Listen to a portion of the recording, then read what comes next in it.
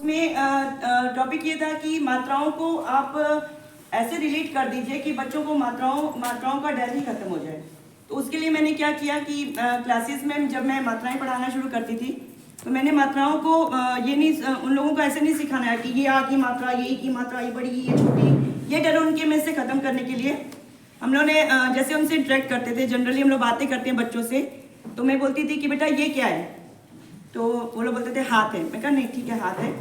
अगर मान लो ये एक स्टिक है, मैंने कोई डंडा उठा लिया, नहीं डंडा मिला, हाथ ही अपना उठा लिया, कि मान लो कि जब हम किसी को मारते हैं या मार पड़ती है तो क्या होता है, तो हर बच्चे का अलग अलग जवाब आता था। किसी भी बच्चे ने बोला कि आ निकलता है, तो मैं कहा देखो तुमने पकड़ लिया, जैसे ही डंडा पड़ता है या स्टिक पड़ती है तो मुंह से आ निकलता है। तो बोले कि हाँ आ निकलता है। तो मैं कहा आ क्या है, यही आ की मात्रा है। जब भी किसी अक्षर के पीछे आप इसको लगा देंगे तो उस अक्षर में आ की आवाज जुड़ जाएगी। फिर मैंने उनको एक एक्सप्रेशन से दिखाया कि जैसे मैं एक्सप्रेशन दूंगी ऐसे, यानी आप उस अक्षर को थोड़ा सा बड़ा करके बोलोगे क्योंकि उसमें अब आ ऐड हो गया है।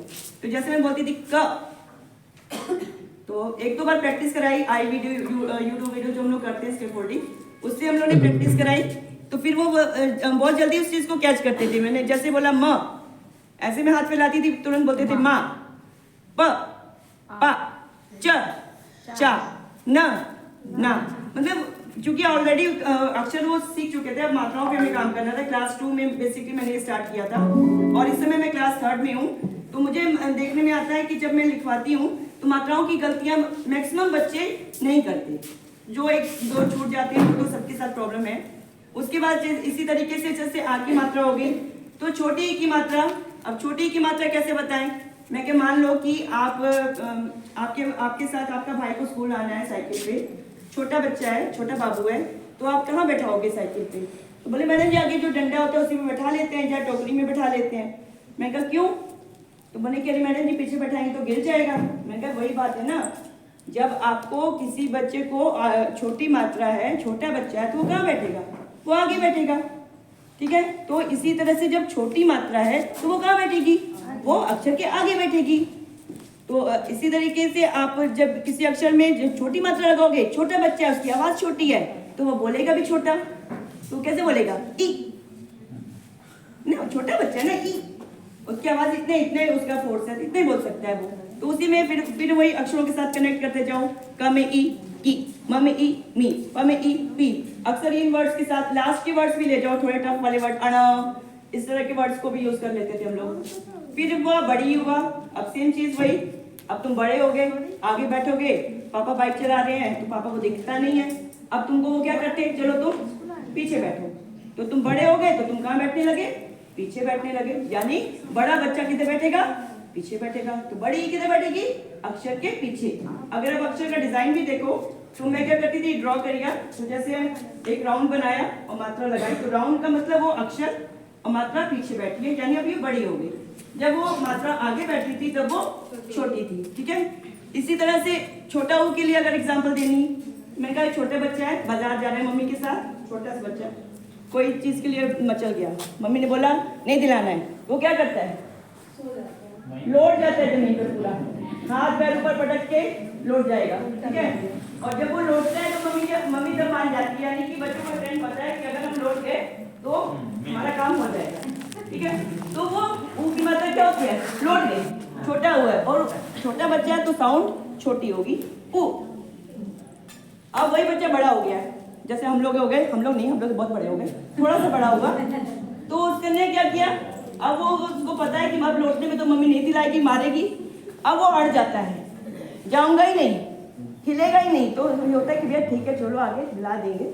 तो मतलब कि अब उसकी जो मात्रा की स्टिफनेस है वो अब लौटेगी नहीं, अब वो थोड़ी सी स्टिफ हो जाएगी, ठीक है। तो वहां पे साउंड भी बदल जाएगी। ऊ, पहले ऊ था, अब ऊ, कमे ऊ, ऊ, कमे ऊ, ऊ।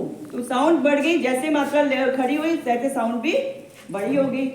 इसी तरीके से एक ही मात्रा पे काम करना था, तो मैंने जैसे कि हम लोग जनरली बुलाते हैं ए, मान लीजिए नाम नहीं मालूम, तो ए, ए, इधर इधर इधर ए, इधर तो बच्चे इस चीज को बड़ा तेज समझते हैं। मैं कहा ये क्या है, जैसे हम ऐसे करते थे ए, तो तुरंत कहते थे ए। मैं कहा हाँ, तो जब किसी का नाम नहीं मालूम होता तुम ऐसे ही बोल देते ना, ए इधर आओ, तो ये है ए। जैसे ये लगा जैसे क्या होगा, क में ए के, म में ए में, ठीक। फिर इसी तरीके से मैंने भी प्यार से बुलाया, तुम नहीं आए, मुझे थोड़ा सा अग्रेशन आएगा, ए बुला रहे थे, सुनने दे। अब क्या हुआ,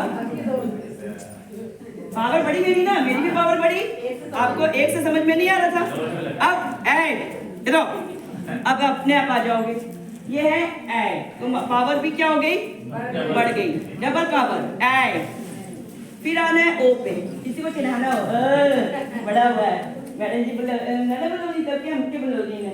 अब ये है ओ, तो ओ के लिए मैं ऐसे शेप बनाती थी, तो मैं इसमें ये शो करती थी कि ये जो है, अब आप इसको चाहे डंडे से छोड़ के, जैसे मैं ऐसे शो करती थी, ये जो है ये मात्रा है, डंडी है, और ये आपकी ऊपर की मात्रा। जब इस तरीके से आपको दिखेगा तो ये ओ होगा।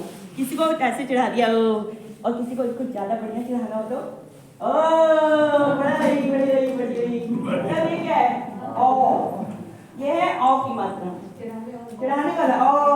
और बच्चे बड़ा एंजॉय करते हैं इस चीज को, जैसे कनेक्ट करते थे। और उसके बाद होता था कि अंक की मात्रा, तो अंक की मात्रा समझाने के लिए मैं अपनी बिंदी का एक्सप्रेशन देती थी कि अगर किसी भी अक्षर में बिंदी लग गई है तो वहां पे आपको नाक से आवाज देनी है। अभी मैं ये नहीं सिखाती थी भी अंगा बोलना है कि माँ बोलना है, बस इतना समझ लो कि वहां पे नाक की आवाज आनी, थोड़ी सी मैं बड़ा एंजॉय करते हैं बच्चे कि अच्छा इस तरह से बोला जाता है। फिर लास्ट में